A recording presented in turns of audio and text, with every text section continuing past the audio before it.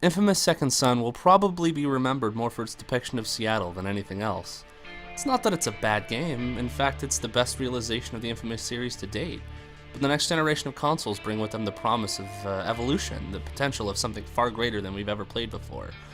Outside of the obvious graphical overhaul and its emulation of the Emerald City, Infamous Second Son is, for better or worse, the next entry of the Infamous series. It's more concerned with making small steps forward rather than taking any major risks or evolutionary leaps. And in some ways, that's just fine. Second Son picks up a few years after the events of Infamous 2. Now, if you chose the quote-unquote good path in the last game, you were treated to a major twist. In order to stop a great terror known as the Beast, series protagonist Cole Phelps chose to sacrifice himself to power a device capable of destroying the monster, and pretty much everyone else on the planet that had superpowers. It was a bold move from developer Sucker Punch, and it was even more surprising when they decided to make that particular ending canon. This meant a future entry wouldn't star the gravel-voiced Phelps, and it would be forced to deal with the aftermath of this earth-shattering event. This was probably the best decision that Sucker Punch could have made. Rather than playing a stoic asshole, we're now put in the shoes of Delsin Rowe, a member of the inFAMOUS tribe and a professional troublemaker. Known for petty vandalism and a tagging skill that rivals Banksy, Delsin, played by the ubiquitous Troy Baker, brings with him a winking swagger and a permanently affixed sly grin, even when everything's going south. While his Native American heritage only briefly plays into his character's motivations, it's still nice to have a hero that isn't just a straight-up white dude. Delsin lives in a world where conduits, or humans with superpowers, around the world have finally awoken, and the public at large fears and hates them, dubbing them bioterrorists. If you're getting an X-Men vibe, you wouldn't be too far off. Brooke Augustine is the head of the Department of Unified Protection, a government-run agency made up of conduits whose sole purpose is to find others like them and keep them behind bars.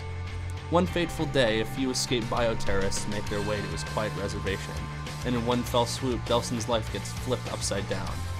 Yes, he can shoot smoke from his hands, but the people he loves have been afflicted with giant concrete spikes sticking out of their appendages, a present from Augustine who will stop at nothing to subjugate every last conduit in America. Rose's journey takes him and his sheriff brother Reggie to Seattle in order to find a cure that can save his reservation. It's here in the Emerald City where the game truly shines, where all the small details add up. Water pools up on the street after a heavy downpour, landmarks like the Pacific Science Center and the Space Needle look just like their real-world counterparts, and ads for local record label Sub Pop appear around town. It may not be a completely realistic depiction of the city, but it gets the look and feel right more often than not, and there's something unique about running around with a virtual representation of a real place compared to a facsimile of the real thing. Coupled with the realistic motion capture of the game's actors and the brilliant particle effects, you'll be drawn into this world like few other games have done before. This is arguably the best looking game out right now on next-gen consoles. There's a ton of stuff to do in Seattle outside of the main plot. You'll search for blast shards, you'll clear out the DUP from various districts in the city, and in an interesting use of the DualShock controller, you'll even make your mark on the town with some stencil art. But that's the thing, other than tagging up some walls, you've likely done all of this before in other Infamous games. It's not entirely like the previous games though. Instead of having access to a single power, you'll have access to 4, each one of them with their own pros and cons. Smoke, for instance, is great for crowd control and powerful attacks, while Neon is perfect for sniping enemies and taking them out in a single shot. Once you learn a new power, switching between them is as easy as finding an energy source and absorbing it, and shooting neon lasers out of your hands is more intuitive and responsive than it's ever been. Most of what you'll use is stuff you've seen before in previous entries though. You'll still hover, you'll still throw missiles and grenades, and so on. The series' signature parkour is still as clumsy as ever though, perhaps even more so now that Sucker Punch is relying more on realistic architecture than the caricatures of past games.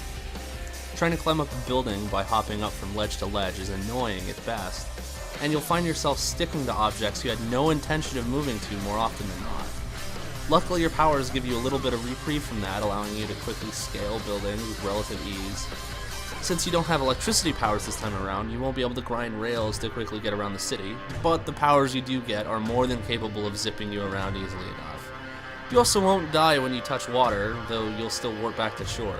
I guess he's not much of a swimmer. Even the morality system is more or less the same as it's ever been. You make various choices that affect how the narrative plays out and what powers you'll have access to, or at least you'll have the illusion of choice, anyway. Near the beginning of the game, you'll make your first decision to be either good or evil, and you'll pretty much stick with that choice for the rest of the game. Second Son presents several junctions that let you decide whether or not you'll corrupt the other conduits you meet, but there's no point to switching sides. You're rewarded for sticking to one set of choices with better powers, meaning that making a nuanced decision is thrown out the window in favor of maxing out your stats. It makes for a game that you can play through more than once, but it also means that they could have made that first choice the only choice you really need to make. inFAMOUS Second Son is the very definition of a safe sequel. It gives us everything we liked from the first two games while retaining a few of the things we didn't, all with a new next-gen veneer. And even if the gameplay is more last-gen than next, Second Son's version of Seattle makes me homesick for a city I've never even lived in. If you're looking for a solid game to show off exactly why you bought a PlayStation 4, inFAMOUS Second Son will do nicely.